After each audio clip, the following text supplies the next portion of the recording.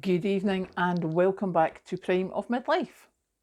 It's Thursday evening, almost at the end of the week. I hope we've all recovered from Valentine's Day.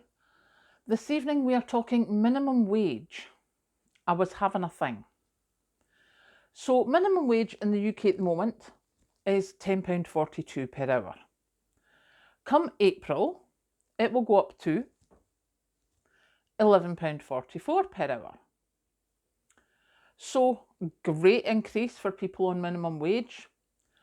But what's confusing me, where I'm having a bit of a question here, is there's still a lot of jobs that I'm seeing where they're advertising the rate of £10.80, £10.90, £10.82, £11.05, things like that. I'm like, okay, so that at the moment is maybe, 40, 50, 60% over minimum wage per hour, not percent, pence, over the minimum wage rate. So what happens in April, because I don't think it's the first, I think it's the 5th. Anyway, April, when minimum wage goes up, do all these people on £10.80 and £10.40 and £11.05, do they all go up to £11.44 and that's your wage rise? I'm presuming so, because why would you still be advertising when the minimum wage is going up so much? Why would you still be advertising for people to work at £10.80? So then I got to questioning and went, what do you expect for minimum wage? Personally, I would expect someone not long out of school or not long out of college, someone that you have to teach and train, someone that doesn't know the ins and outs of your business. What I would not expect for minimum wage or just over is someone with many years experience who's very good at what they do. And just today we saw on Indeed, that was where we were looking, some places are now starting to advertise for people, for skilled jobs, or semi-skilled at least, or at least who know their industry. And they're now advertising what used to be maybe £12.50 an hour. It's now gone up to like £13.80 an hour. What used to be 22,000 they were offering, they're now offering 27, 28. So some places have realised that if they want skilled staff, they're going to have to pay for it.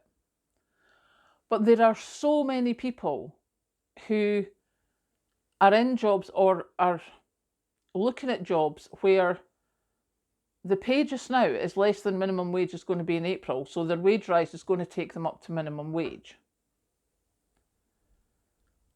And what about the people who are there already? I've said this before, like your supervisors, your team leaders, your specialists, your people who know, your fixers, your multi-skilled admin that's been with the company for years and does everything for everybody. And they used to be however many pound above minimum wage and now they're not. I know many of them. And we're all having this conversation just now of, by the time minimum wage goes up, I'm going to barely be above it. So in those situations, what do you do? The phrase act your wage is coming to mind. Because if I went for a minimum wage job now, I would not expect to be working the way I'm working just now. And I know a few people around my age, some younger, who are also like, if I'm in a minimum wage job, you get minimum wage work. If you want my years of experience, you pay for them.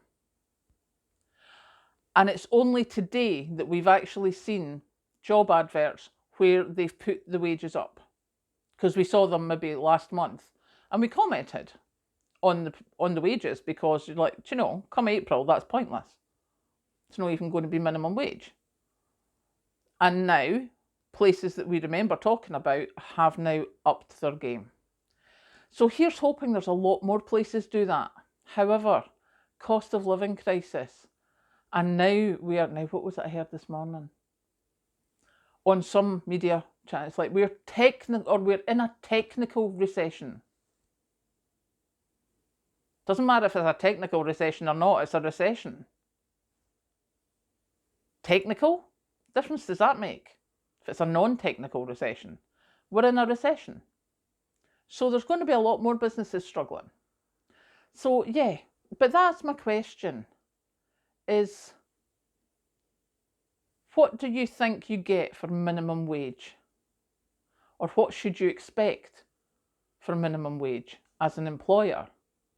And what should you expect to be doing as a minimum wage worker?